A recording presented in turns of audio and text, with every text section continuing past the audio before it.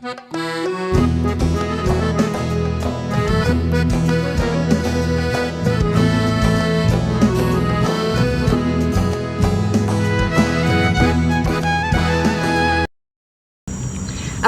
warahmatullahi wabarakatuh. Waalaikumsalam. Halo sahabat OBP, balik lagi sama kita berdua di OBP, obrolan bawah pohon. Ini depan pohon sih tapi ada pohon kok deket kita. Ya sudahlah ya. Bingung OBP mana pohonnya? Ada sih. Pohonnya di belakang. Ada. Atau gini deh dibalik. Jadi kalau pas kita lagi take video nggak ada pohonnya, sahabat OBP nontonnya di bawah pohon. Ngapain? Biar vibes-nya OBP banget gitu. Baik, apa kabar sahabat? Semoga selalu dalam kondisi sehat dan juga dalam kondisi iman dan Islam yang kokoh, Masya Allah.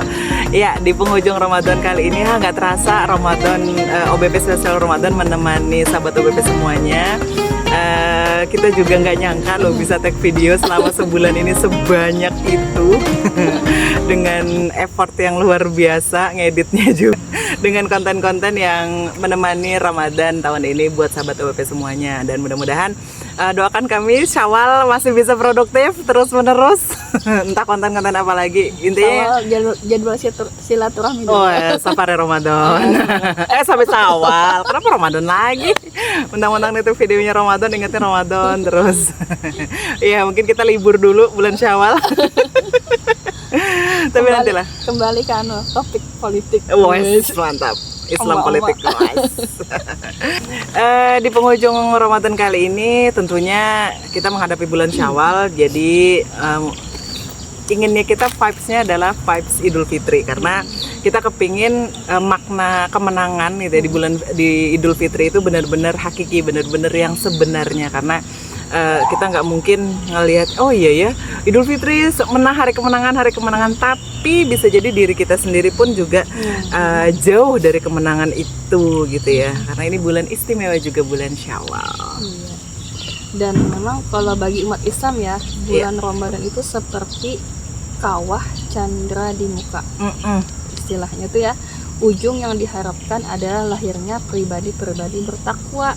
Nah, insya Allah sudah tahu ya sahabat OBP ayat yang berkaitan dengan perintah berpuasa itu. Jadi pribadi-pribadi yang tunduk dan patuh pada seluruh aturan Robnya. Nah, karena apa? Takut dihisap gitu. Nah, Khalifah Umar bin Abdul Aziz pernah berkata, hari raya itu bukan bagi yang memakai pakaian baru. Hari raya adalah bagi mereka yang takut terhadap hari pembalasan. Nah, jadi takwa itu yang diinginkan ya, bukan lip service aja. Jadi perubahannya itu harus yang nyata, bukan hanya kepada personal ya, tapi harapannya itu adalah juga kepada masyarakat secara keseluruhan. Jadi alhasil yang diharapkan itu adalah Ramadan ini bukan cuma individunya bertakwa, tapi masyarakat ini juga bertakwa. Nah sayangnya gitu kan, kalau kita lihat kondisi fakta sekarang ini kan, inginnya begini itu kayaknya kada ya sama aja kayak tahun-tahun sebelumnya kayak gitu. Jadi Ramadan ini kayak belum bisa mengubah apa-apa itu, karena setelah Ramadan gitu ya tetap aja gitu merajalela, bahkan kian parah gitu ya. Misalnya ya tadi agama itu di Ramadan ini eksis di saat pada saat sekarang aja di bulan Ramadan gitu, masjid, saat puasa itu pun hanya ala kadarnya gitu. Sementara itu nah di luar bulan Ramadan ini gitu ya, yang jadi apa pengendali itu malah hawa nafsu akal manusia. Jadi seakan-akan Ramadan itu tidak ada bekasnya. Iya ya. Nah, padahal tadi yang diinginkan tuh kemenangan hakiki ya. Bener banget, kemenangan hakiki. Jadi ironinya di Idul Fitri negara sekuler sekarang ini, gitu, sekuler kapitalis ini, termasuk ya negeri ini ya, itu negeri ini tuh negeri yang basa-basi menghormati bulan suci. Wah dalam nih, jelek banget. Ya jadi. Kenapa? Karena tadi 1 bulan gitu ya, tetapi membiarkan 11 bulan lainnya itu terkotori gitu. Kayak nggak kayak tempat hiburan malam tuh dia ya. Tutup Ramadan. Atau malah nggak ada yang malah tetap buka, dibatasi jam operasinya. Untuk beberapa wilayah. Iya, gitu benar kan. benar. Seolah-olah tadi ya sekadar penghormatan aja. Jadi negeri yang mengaku merdeka atas berkat rahmat Allah Subhanahu wa taala tetapi menjalankan hukum Allah kayak main-main gitu. Ya kan Budi? Karena ini kondisi yang memprihatinkan ya jadinya bagi kita. Kalau misalnya ya terulang lagi. Iya juga ya. Jadi definisi Idul Fitri tadi sebagai dikenal sebagai hari kemenangan itu, jadi itu memang ada alasannya. Alasannya karena di bulan Ramadan itu kita berhasil menahan hawa nafsu, kemudian diisi dengan ibadah. Tapi bener nggak sih itu kemenangan yang nyata? Jangan-jangan itu tadi apa, slogan aja atau apa gitu, karena basa-basi. Karena ini juga ya ya tadi sudah disebutkan oleh Bu Masliati, tutup aja enggak gitu ya, tapi cuma diatur aja jam bukanya untuk tempat hiburan malam gitu ya. Bener-bener ternyata kemaksiatan nggak bisa dihindarkan juga. Terus lagi nih yang lagi ramai banget di bulan Ramadan ini, ada tuh video di sosial media, mungkin sahabat WP ngeliat juga. Kayaknya gini, bulan Ramadan kali ini itu kayaknya sehari itu nggak ada terlewatkan kasus-kasus yang terkuak di masyarakat kita. Jadi kayak lagu yang lagi rame top gitu kan ini kan. Jadi ini aja. Jadi udah sampai 20, tenang masih 10 hari lagi, masih bisa nambah lagi kan. Ada kan yang tuh kaos Liga Korupsi. Jadi ada aja hari-hari terkuak. Ya Allah, apa ya, kezaliman itu ternyata nggak bisa dihentikan juga di bulan Ramadan. Jadi negeri kita, rakyatnya itu dibelit bersama berbagai macam kebijakan yang konon benar-benar menyusahkan gitu ya, dari mulai pajak, kemudian layanan publik, semuanya dikapitalisasi atau dibisniskan. Jadi bukannya malah menyejahterakan, malah justru sumber daya alam yang memang hakikatnya milik kita gitu ya, malah digadaikan. Dan ya banyak hal-hal yang dalam bulan Ramadan ini, bahkan ada ininya tuh, cuitannya begini, susah banget ya nahan marah di bulan Ramadan tahun ini, karena hari-hari itu ada aja pengen berkata-kata kasar gitu, nggak, susah banget ngejaganya kayak gitu. Jadi kondisi kita banyak loh, pasar-pasar juga geliat ekonomi, di pasar-pasar sepi katanya begitu. Walau lah, mungkin sahabat UBP juga menemui juga hal yang kayak begini. Jadi kondisi ekonomi kita bukan semakin membaik, justru malah semakin memprihatinkan gitu ya. Terus juga cukup diredam dengan ini aja, kayak bantuan gitu ya, parcel, kemudian udah habis itu udah. Kalau tadi di bulan Ramadan, 11 bulannya happy gitu ya, pas bulan Ramadan maunya nggak gitu ya? Seharusnya jangan begitu. Jangan begitu harusnya. Kan mau di bulan Ramadan atau bulan Ramadan kan ketaatan itu tetap wajib dijaga, benar-benar banget. Dan enaknya tuh semuanya berjalan dan nggak ada yang dimuliakan satu. Iya, memang bulan Ramadan bulan mulia, tapi 11 bulannya jangan disepelekan juga gitu ya. Iya, benar.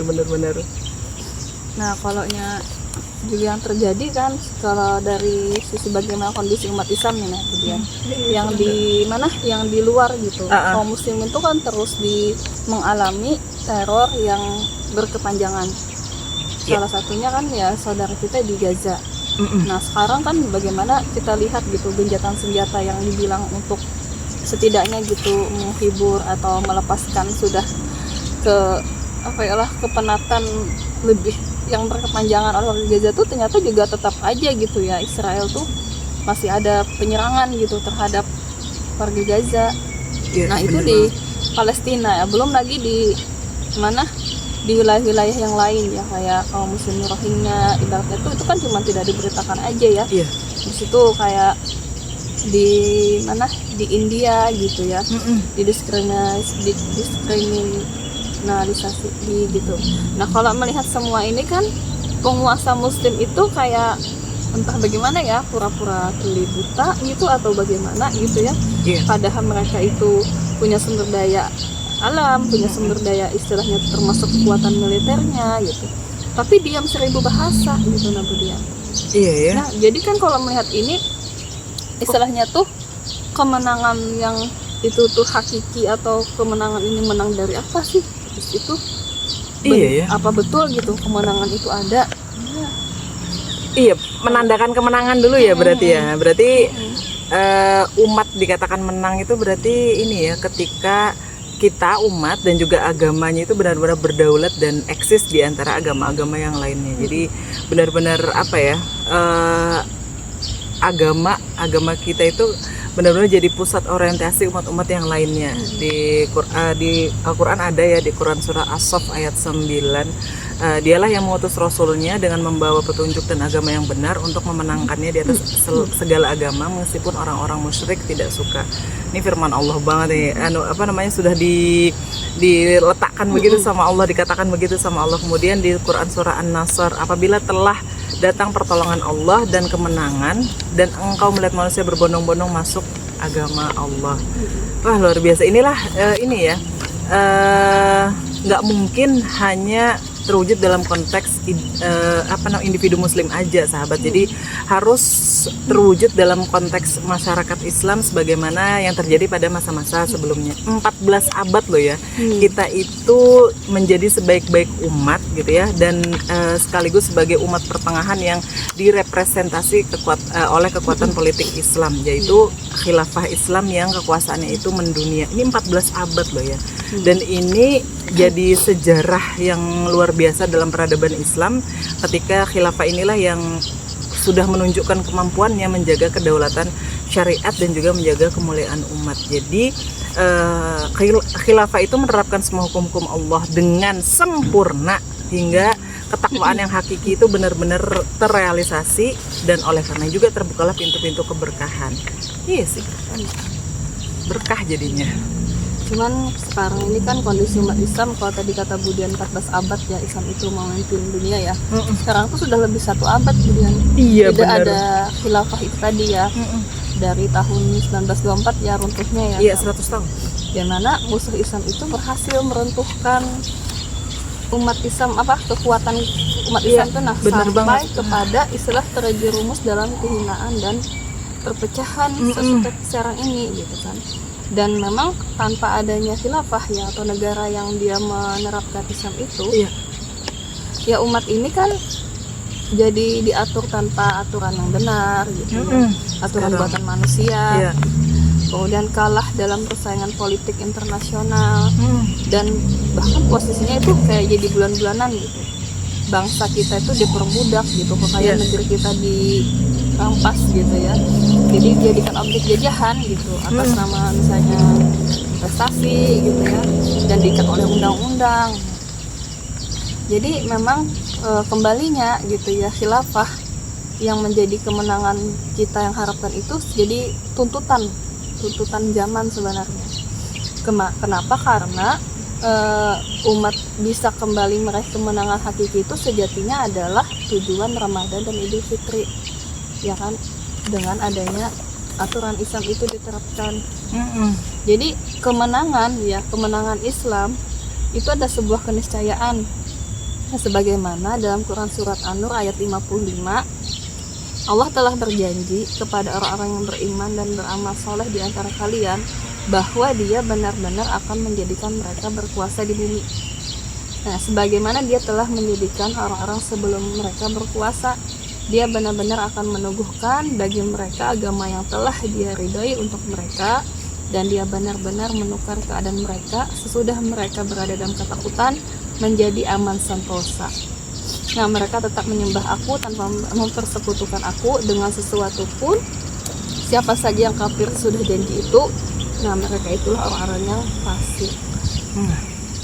Itu meminta kita untuk berjuang.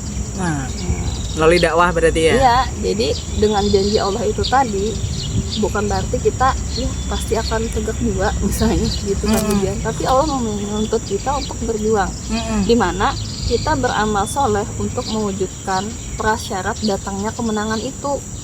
Nah, termasuk dimana kita istiqomah gitu ya, dan menapaki jalan dakwah sebagaimana tahapan-tahapan yang dilalui atau dicontohkan oleh Rasulullah SAW.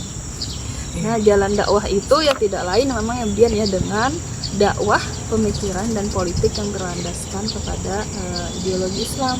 Nah, jadi jalan ini ya yang mampu yang mengantarkan rakyat itu atau sukses gitu ya, menjadikan umat itu tegak pada kekuasaan politik Islam.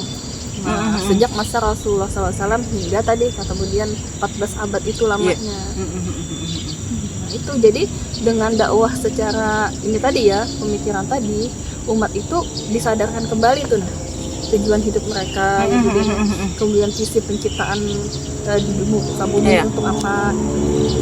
Nah, sekaligus disadarkan tentang risalah Islam ini sebagai problem solver seluruh permasalahan yang ada di dunia ini.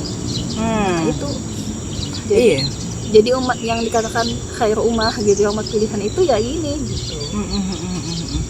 Berarti akhirnya yang kita tahu inilah takwa gitu yang bakalan mendorong ini ya, yang mendorong umat kita semua itu siap untuk melakukan perubahan yang mendasar banget, karena